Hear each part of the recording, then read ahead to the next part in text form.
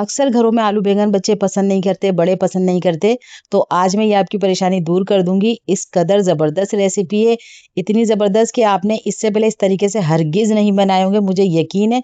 तो इस रेसिपी को ट्राई ज़रूर कीजिएगा। चलें फिर जल्दी से रेसिपी शुरू करते हैं। बिस्मिल्लाहिर्रहमानिर्रहीम, अस्सलाम वालेकुम। उम्मीद करती हूँ आप सब लोग खैरियत से होंगे। ये बैंगन को मैंने अच्छी तरह धोने के बाद काट लिया था।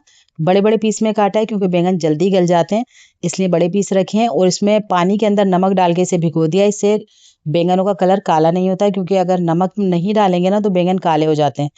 और दूसरी तरफ मैंने ये आलू लिए, इनको छोटे छोटे पीस में काट लिया है क्योंकि ये थोड़ी सी देर में गलते हैं। 750 ग्राम मेरे पास बैंगन है और 750 ग्राम ही आलू हैं।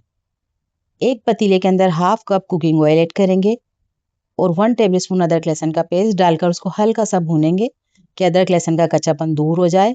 अब ये जो मेरे आलू थे 750 ग्राम, इसे ऐड कर देंगे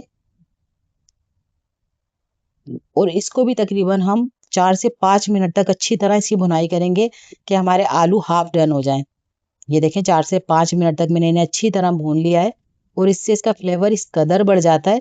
अब इसके अंदर 3 से 4 हरी मिर्ची डालेंगे, उसे भी मजीद 1 मिनट तक भूनेंगे। ये देखें इसकी अच्छे से भुनाई हो चुकी है। अब मैं इसके अंदर बैंगन ऐड कर रही हूँ।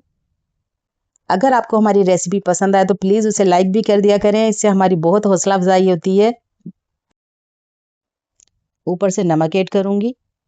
3 टमाटर है मेरे पास, ये 250 ग्राम, वो भी इसमें ऐड कर देंगे। अब इसके अंदर कुछ मसाले ऐड करते हैं।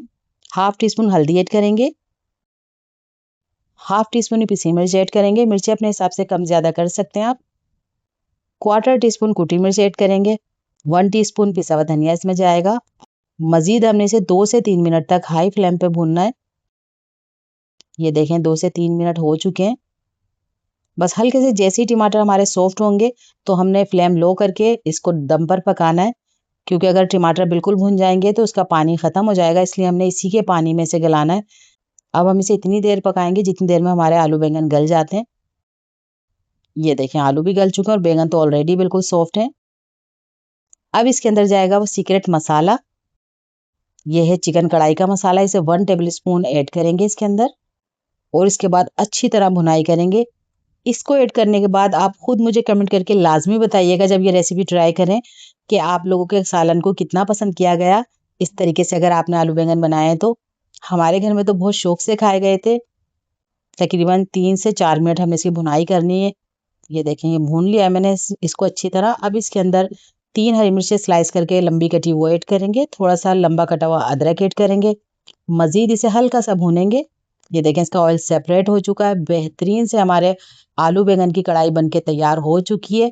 इसे गरम गरम नान के साथ खाएं, रोटी के साथ खाएं, लेकिन हमारे घर में इसको हमने भगारे हुए चावल के साथ खाया था, उससे तो इंतहाई मज़ेदार और टेस्टी लगते हैं। एक बार इस तरीके से ज़रूर ट्राई कीजिएगा।